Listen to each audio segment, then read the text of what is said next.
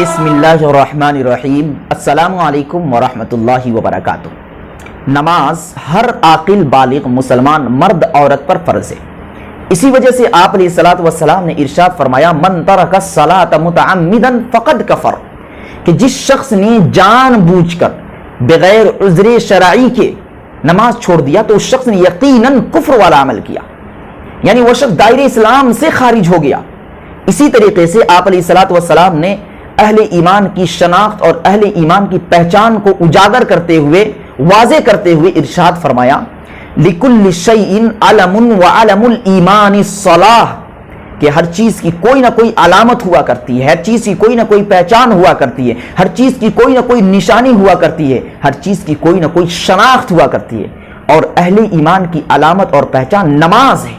نماز کے ذریعے یہ جانا اور پہچانا جاتا ہے کہ یہ شخص مسلمان ہے، یہ شخص مومن ہے۔ لیکن افسوس کی بات یہ ہے کہ بہت سے مسلمان محض غفلت، لاپرواہی اور سستی کی وجہ سے نمازیں ادا ہی نہیں کرتے ہیں، نمازیں چھوڑ دیتے ہیں۔ کافروں کی صحبت میں رہنے کی وجہ سے کچھ لوگ چھوڑ دیتے ہیں، کچھ لوگ دین سے دور رہنے کی وجہ سے نمازیں ادا نہیں کرتے۔ لیکن جب اللہ کی رحمت جوش میں آتی ہے اور جب ان کو ہدایت مل جاتی ہے تو انہی لوگوں کے دل کے اندر ایک شوق، ایک جذبہ، ایک تڑپ اور ایک لگن پیدا ہوتا ہے کہ ہم ان نمازوں کو کس طریقے سے پڑھیں جن نمازوں کو ہم نے چھوڑ دیا، یعنی ان نمازوں کی قضا کس طریقے سے کی جائے۔ تو اسی کے تعلق سے آج میں دو بنیادی باتیں بتاؤں گا کہ جن دو باتوں کا جاننا ہر اس شخص کے لیے ضروری ہے جو اپنی نمازوں کی قضا کرنا چاہتا ہے۔ ان میں سے سب سے پہلی بات یہ ہے کہ ہم ان نمازوں کو کس وقت ادا کریں، کیونکہ اگر ہم وقت کا خاص خیال نہیں رکھیں گے تو ہماری نماز صحیح اور درست نہیں ہوگی۔ اسی طریقے سے ان نمازوں کو پڑھیں گے تو کس طریقے سے نیت کریں گے، نیت کا طریقہ کیا ہوگا، کیونکہ بعض حضرات وہ ہوتے ہیں کہ جن کے ذمے اتنی نمازیں قضا ہو گئی ہے کہ جن کو یاد ہی نہیں کہ کون کون سی نمازیں میرے ذمے ہیں، کون کون سی نمازیں میں نے چھوڑی ہیں، کن کن نمازوں کی قضا مجھے کرنی ہے، تو کس طریقے سے ان نمازوں کی نیت کریں گے۔ دیکھیے، سب سے پہلی بات کہ کس وقت ہم ان نمازوں کی قضا کریں، تو تین اوقات ایسے ہیں کہ جن کو چھوڑ کر آپ کسی بھی وقت نمازوں کی قضا کر سکتے ہیں، اور وہ تین اوقات کیا ہیں؟ ایک، سورج طلوع ہونے کے وقت، جس وقت سورج طلوع ہوتا ہے اس وقت آپ ان نمازوں کی قضا نہ کریں۔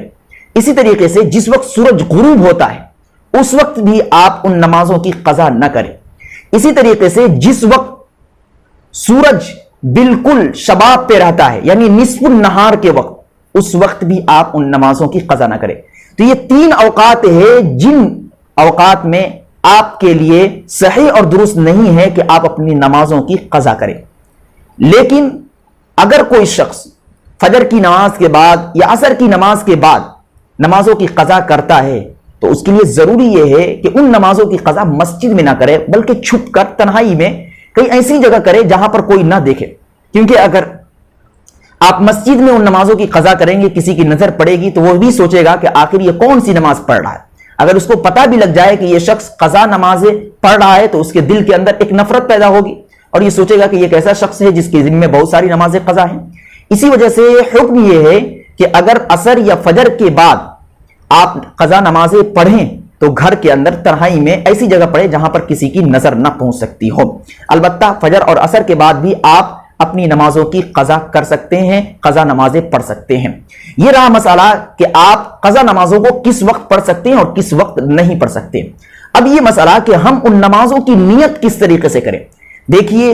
جس نماز کی قضا آپ کریں گے اس نماز کو متعین کرنا آپ کے لیے ضروری ہے۔ اگر آپ اس نماز کی تعین نہیں کرتے ہیں، اس نماز کو متعین نہیں کرتے ہیں تو آپ کی نماز صحیح اور درست نہیں ہوگی۔ مثال کے طور پر اگر آپ کی فجر کی نماز چھوٹ گئی ہے غفلت کی وجہ سے، سونے کی وجہ سے، نیند کی وجہ سے،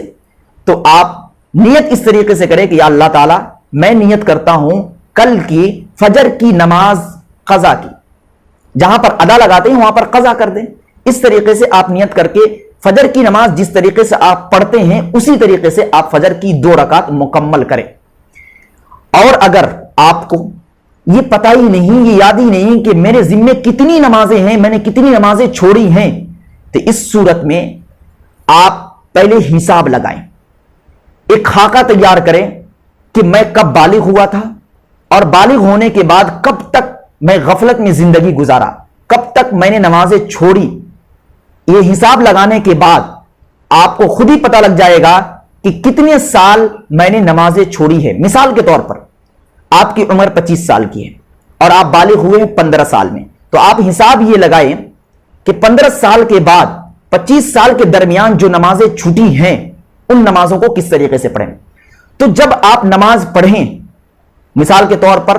آپ فجر کی نماز پڑھنا چاہتے ہیں یا عصر یا ظہر کی نماز پڑھنا چاہتے ہیں، تو آپ نیت یہ کریں کہ اللہ تعالیٰ میرے ذمے جتنی نمازیں قضا ہیں ان میں سے سب سے پہلی ظہر کی نماز کی قضا کر رہا ہوں، اس طریقے سے، یا عصر کی نماز کی قضا کر رہا ہوں۔ اس طریقے سے آپ ہر دن 5 وقت کی نمازوں کی قضا کریں۔ اگر آپ کے پاس وسعت ہے، طاقت ہے، تو 10 وقت کی نمازوں کی قضا کریں، اس سے بھی زیادہ کر سکتے ہیں۔ ہونا تو یہ چاہیے کہ جلد از جلد اپنے ذمے سے جتنی بھی نمازیں ہیں اس کو ختم کر دیں۔ اگر کوئی شخص ایسا ہے جو بوڑھا ہو گیا ہے اور وہ مرض الموت میں ہے، یا اس کو ڈر اور خوف ہے کہ میں ان نمازوں کی قضا نہیں کر پاؤں گا، اس سے پہلے ہی میں مر جاؤں گا، تو ایسے شخص کے لیے ضروری یہ ہے کہ وہ اپنے اعز و اقربا، اپنے وارثین کو یہ وصیت کر جائے کہ اگر میں اس وقت سے لے کے اس وقت تک مر جاتا ہوں تو میرے ذمے اتنی نمازیں بچ جاتی ہیں، تم ان نمازوں کے بدلے میں، ان نمازوں کے عوض میں فدیہ ادا کر دینا۔ تو اس طریقے سے اگر وہ شخص وصیت کر جاتا ہے تو اللہ کی ذات سے امید ہے کہ اگر اس کے ورثہ اس کی طرف سے ان نمازوں کا فدیہ ادا کر دیں گے تو اس کے ذمے میں جو گناہ ہے وہ ساقط ہو جائے گا، پھر وہ عذاب سے محفوظ ہو جائے گا۔ تو اس طریقے سے آپ اوقات اور نیتوں کا خاص خیال رکھتے ہوئے بقیہ نمازوں کی قضا کر سکتے ہیں، اپنے ذمے سے نماز کو ساقط کر سکتے ہیں۔ دعا کریں کہ اللہ تبارک و تعالی ہم سب کو نماز پنجگانہ کا پابند بنائے، اخلاص کے ساتھ صدق نیت سے نمازوں کا اہتمام کرنے والا بنائے۔ وما علینا الا البلاغ۔ ویڈیو کو لائک اینڈ کمنٹ کریں اور دینی معلومات کے لیے ہمارے چینل الحق میڈیا کو سبسکرائب کر کے بیل آئیکن کو دبا دیں تاکہ سب سے پہلے ہماری بات آپ تک پہنچ سکے۔